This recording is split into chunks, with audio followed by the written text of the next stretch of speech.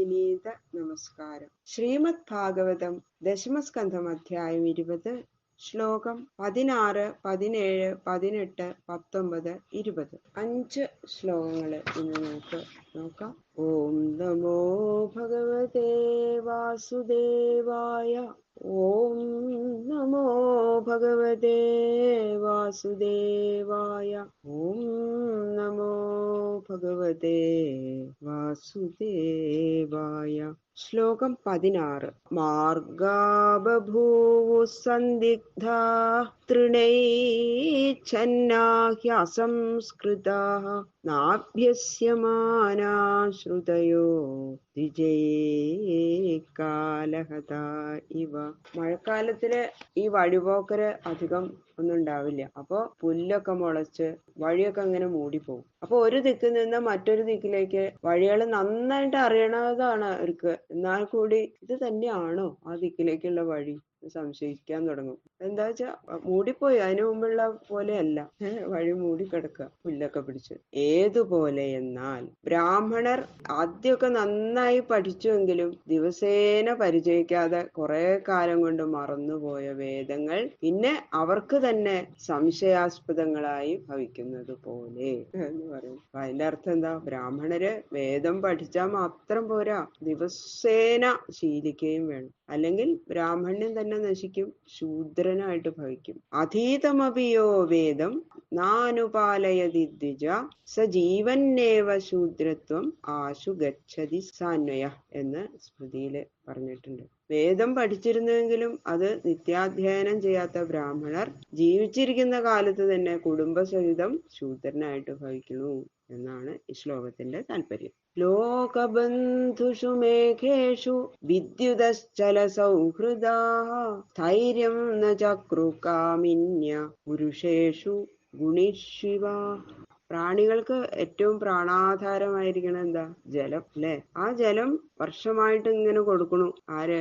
ലോകത്തിന്റെ പരമോപകാരികളായിരിക്കണം മേഘങ്ങള്. ആ മേഘങ്ങളില് മിന്നലുകള് വരും, ഇടിമിന്നലുകള്. പക്ഷെ ആ മേഘങ്ങളിൽ അത് സ്ഥിരതയില്ല അല്ലെ? മേഘങ്ങളില് ഒരേ മേഘത്തിൽ തന്നെ അല്ലല്ലോ എപ്പോഴും. ഒരു മേഘത്തിൽ കാണപ്പെട്ട മിന്നലുകള് ഉത്തരക്ഷണത്തില് വേറൊരു സ്ഥലത്ത് കാണപ്പെടുന്നു. ഏതുപോലെ എന്നാൽ ഔദാര്യാദി ഗുണങ്ങൾ തികഞ്ഞിരിക്കുന്ന പുരുഷന്മാരിൽ ലൗകിക ഭോഗത്തിൽ മാത്രം താല്പര്യമുള്ളവരും ദൃഢമായ പാതിവ്രത്യമില്ലാത്തവരുമായ വ്യഭിചാരിണികള് എന്ന പോലെ ഈ സ്വൈരിണികൾക്ക് സ്വത്തില് മുതലില് മാത്രാണ് അതിസ്നേഹം. ദാനശീലനായ പുരുഷൻ അതിങ്ങനെ ഓരോരുത്തർക്ക് അവരുടെ പുരുഷൻ മറ്റോരോരുത്തർക്ക് ഇങ്ങനെ കൊടുക്കണത് കാണുമ്പോ ഇവൻ നിമിത്തം എനിക്ക് ഇനി മുതൽ കിട്ടില്ല, ഇതൊക്കെ അവനൊക്കെ നശിപ്പിക്കും എന്നുള്ള വിചാരത്താൽ ആ പുരുഷന് ദൃഢസ്നേഹം ഇല്ലാതെ വരണം. അങ്ങനെയുള്ള കാമിനികളോട് കുലപുരുഷന്മാർ ഒരിക്കലും ചേരരുത് എന്നാണ് അതിന്റെ സാരം.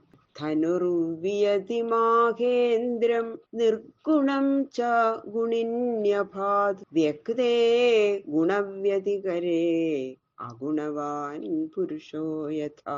സാധാരണ വില്ലിന് ഞാണുണ്ടായിരിക്കും, എങ്കിലും മഴവില്ലിന് ഞാണില്ല എന്നുള്ളത് സുപ്രസിദ്ധാണല്ലോ അല്ലെ? ഗുണം എന്ന ശബ്ദത്തിന് ഞാണ് എന്നാണ് അർത്ഥം. ഞാണില്ലാത്തതിനാൽ മഴവില്ല് അഗുണമാണ്.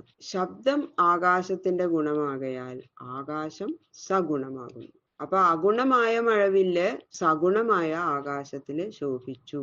ഏതുപോലെ എന്നാൽ സത്വം, രജസ്, തമസ് എന്ന 3 ഗുണങ്ങളുടെ സംബന്ധമില്ലാതെ ശുദ്ധ സ്വയം ജ്യോതിസായിരിക്കുന്ന ചൈതന്യം സത്വാദി ഗുണ സമ്മേളന നിമിത്തമുണ്ടായ ദേഹത്തിൽ പ്രകാശിക്കുന്നത് പോലെ. അതായത് പ്രപഞ്ചം സഗുണവും ആത്മാവ് അഗുണനുമാകുന്നു എന്ന് വിവേകികള് ധരിക്കേണ്ടതാണ് എന്ന് സാരം.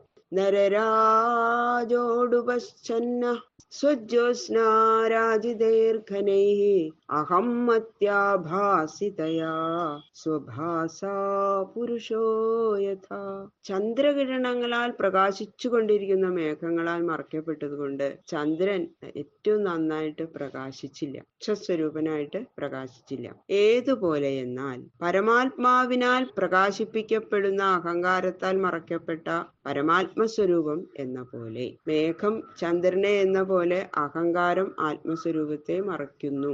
അതുകൊണ്ട് അഹങ്കാരത്തെ വിവേകികൾ പരിത്യജിക്കണം എന്ന് സാരം. മേഘാഗമോത്സവാഹൃഷ്ട പ്രത്യനന്ദൻ ശിഖണ്ഡിന ഗൃഹേഷു തപ്താ നിർവിണ്ണ യഥാച്യുത ജനാഗമേ.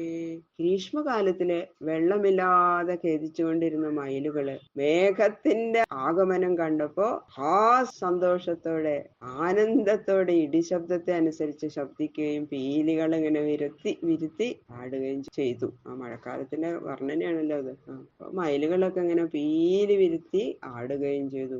ഏതുപോലെ എന്നാൽ ഗൃഹസ്ഥാശ്രമികളായിരിക്കുന്നവർ താപത്രയ സന്തപ്തരായി നന്ന ക്ഷീണിച്ച് വിഷയം ദുഃഖപ്രദം തന്നെ എന്ന വിചാരത്തോടുകൂടി വിരക്തരായിരിക്കുന്ന അവസരത്തില് ഇവരുടെ സന്താപത്തെ നശിപ്പിക്കാൻ തക്ക മഹാത്മ്യമുള്ള ഭഗവത് ഭക്തന്മാര് ഈശ്വരാധീനം കൊണ്ട് ഗൃഹത്തിൽ വന്നാൽ പൂജ നമസ്കാര സ്തോത്രാദികൾ കൊണ്ട് അവരെ സൽക്കരിച്ച് സന്തോഷിക്കുന്നത് പോലെ അവരിങ്ങനെ വിഷമിച്ചിരിക്കുമ്പോഴാണ് ഭഗവത് ഭക്തന്മാര് ആയിട്ടുള്ളവരിങ്ങനെ വരണു. മഹാത്മ്യമുള്ള ഭഗവത് ഭക്തന്മാര് അവരെ സൽക്കരിച്ച് സന്തോഷം അതുപോലെയാണെന്ന് പറയുന്നത്. ഗ്രീഷ്മകാലത്തില് വെള്ളം കിട്ടാതെ ഇങ്ങനെ ചുട്ടുപഴുത്തിരിക്കുമ്പോ മേഘങ്ങളെ അങ്ങനെ കാണുമ്പോ മേഘങ്ങൾ വന്നു മഴ പെയ്യും എന്നുള്ളത് തീരുമാനമാകുമ്പോഴാണ്, മഴക്കാറുകൊണ്ടാണ് മൂടുമ്പോഴല്ലേ മയിലുകൾ നൃത്തം ചെയ്യുക. അതുകൊണ്ട് വിരക്തന്മാര് ഭഗവത് ഭക്തന്മാരെ ആദരിച്ച് പൂജിക്കണം. ഗ്രീഷ്മതപ്തങ്ങളായ മയിലുകളെ സന്തോഷിപ്പിക്കാൻ മേഘങ്ങൾക്ക് മാത്രം സാധിക്കുന്നത് പോലെ